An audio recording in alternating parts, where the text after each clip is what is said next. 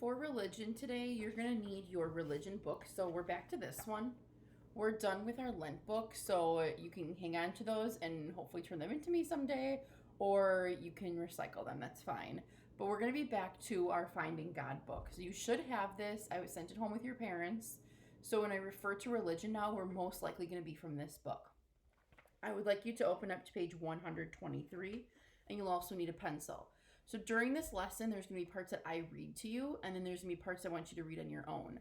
So the best strategy, I think, for today is watch the video, and then I'm going to say pause, and then you can read some of the information on your own, and then I'll continue reading. So you kind of have to do both at the same time. But we're on page 123. So it looks like this. We're going to be talking about the 10 Commandments. And I want you to take a look at this blue box that's on this page. That's what I'm going to read to you, and you're going to be responding to this question. It says, rules are part of everyday life. What are some rules you are asked to follow? Why do you think these rules are important? What I want you to do on the email that I just sent you is just respond to those questions. So there's 2 questions there. What are some rules that you are asked to follow? So you can think of school rules, you can think of rules that you have at your house, some that you have to follow. You can think of like laws that everyone has to follow.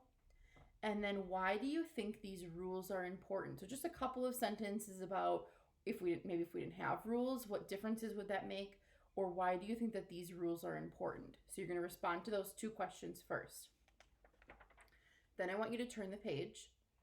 You are going to be reading on your own page 124, 125, and then also there's a prayer on page 126. So I'm looking at this. So if you'd like to right now, you can pause this, you can read that, and then you can come back to it because I'm going to read the next page to you. Then when you're looking at page 127, it says making moral decisions. So follow along as I read. So again, I'm on page 127. It looks like this. And I'm going to be reading for you. So follow along. Living as God wants us to live requires that we carefully examine our decisions.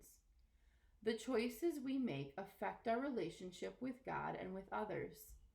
We can make good decisions by asking ourselves the following questions. Will something good come from my decision?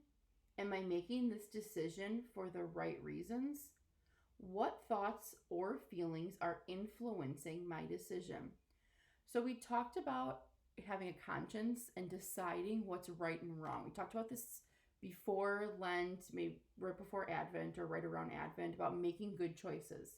So you're just thinking about those 3 questions about when you make decisions, and you make decisions every day, whether it's something little, like what should I eat for lunch, or maybe a bigger decision that you have. But you're always thinking about good choices or if this is a good choice. Then I want you to look down here because this is the part that you're going to be doing and turning into me. It says seek advice. When we face difficult decisions, we can seek advice from others. On the lines below, list 2 or 3 people to whom you can go to for advice about making good decisions. Then write 1 more question you might ask yourself to help you make a good decision. That's what you're going to be doing for me. So it has you do a couple of things.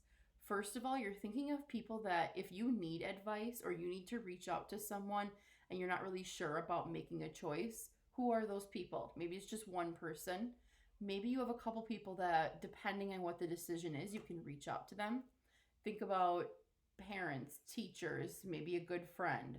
So you're going to first think of those people, and then you're going to write 1 more question about what you think about before you make a choice. So remember, they shared 3 questions up here with you. You're going to think of 1 more thing. So what's 1 more thing that you should think about before you make a big decision? So you're kind of doing a few things for me for religion. First, you're responding to that question that I read in the beginning.